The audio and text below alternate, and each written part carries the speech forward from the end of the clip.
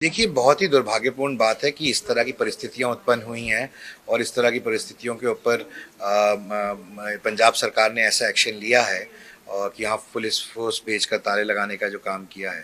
तो मैं मानता हूँ कि ये बहुत ही दुर्भाग्यपूर्ण बात है और ऐसी परिस्थितियों में जब भारत अपने देश के दुश्मन भारत के उनको वैसे उन्होंने घेरा हुआ है और वो भारत अपनी कार्रवाई कर रहा है उनके खिलाफ, तो ऐसे परिस्थितियों में हमारी आंतरिक कला ऐसे निकल के आई, अच्छी बात नहीं है। ऐसे मुद्दे के ऊपर राजनीतिकरण नहीं होना चाहिए और जो इस मुद्दे का टाइमिंग है वो भी अपने आप में एक प्रश्न चिन्ह खड़ा करता है पंजाब सरकार के एक्शन के ऊपर कि उन्होंने ये फैसला ऐसा करने का क्यों लिया इस वक्त खासकर।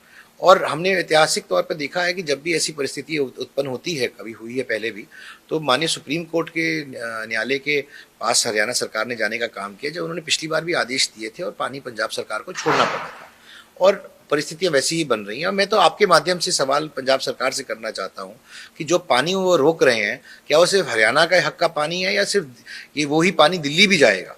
और चूंकि दिल्ली में अब आम आदमी पार्टी की सरकार नहीं है और चुनाव हार चुके हैं, तो क्या वो दिल्ली वासियों के लिए संवेदनशील नहीं है अब?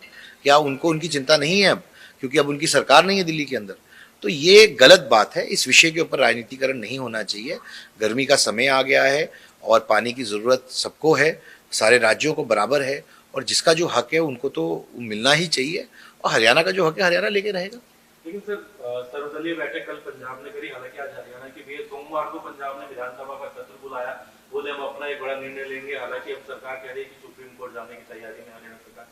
सर्वदलीय बैठक में विधानसभा का सत्र बुलाना, क्या आप कहेंगे? देखिए, ये राजनीतिकरण है। मैं तो कह रहा हूँ बार बार लगातार कि इस मुद्दे के ऊपर कैसे राजनीति गरमाई जा सकती है, इस मुद्दे को कैसे भुनाया जा सकता है, यही चीज़ों को लेकर इसी मंशा से काम किया जा रहा है।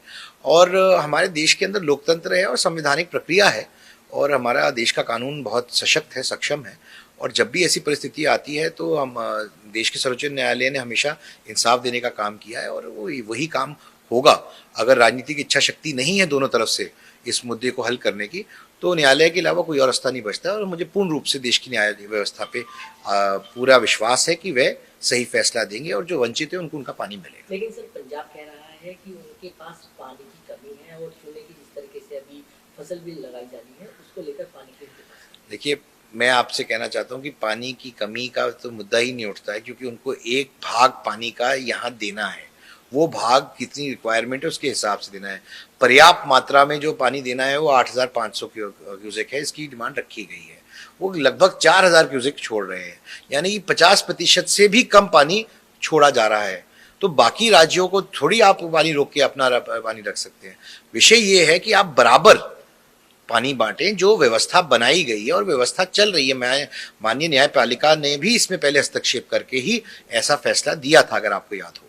तो अगर राजनीतिकरण चलता रहेगा इस मुद्दे के ऊपर तो न्यायपालिका के अलावा और कोई रास्ता नहीं बचे। सर, एक अलग मुद्दा है, एक फैसला सरकार ने केंद्र में लिया जाके जो जनगणना है इसको लेकर के। हालांकि कांग्रेस कह रही है कि उन्हीं की मुहिम थी, उनके द्वारा मुद्दा उठाया गया था। राहुल गांधी को कांग्रेस दे रही है। किस तरीके से देखते जातिगत जनगणना को और कांग्रेस के लिए? देखिए, कांग्रेस तो हर काम के लिए श्रेय देती है राहुल गांधी जी को, लेकिन मैं तो सिर्फ ये कहना चाहूँगा कि कांग्रेस पार्टी इतने लंबे समय तक पावर में थी, वे जो करना चाहते थे कर सकते थे। और अब जब वो पावर में नहीं है तो वो कह रहे हैं कि भी अब ये चीज़ें हमारी वजह से वनस्पत हुई है। तो मेरे को तो ये समझ नहीं आता कि उनको किसने रोका हुआ था ये करने के लिए जब वो ताकत में थे। दूसरी बात, यह जो फैसला जिस मंशा से केंद्र सरकार ने लिया है वो बहुत ही एक साफ और सच्चे मन से लिया है और प्रत्यक्ष तौर से आपके सामने रखा है। इसकी फैसला सही समय पे, सही उचित समय है करने का और ये सही समय पे होगा। सर, अंतिम क्वेश्चन है, जहाँ एक तरफ अभी बदले की बात की जा रही है, जो तनकीद है उनको जवाब देने की बात की जा रही है। पंजाब के पूर्व मुख्यमंत्री चरणजीत चन्नी ने कहा कि उनको आज तक नहीं पता कि जो पिछली कार्रवाई हुई थी या सीज था वो क्या हुआ था, उसका कोई सबूत है नहीं।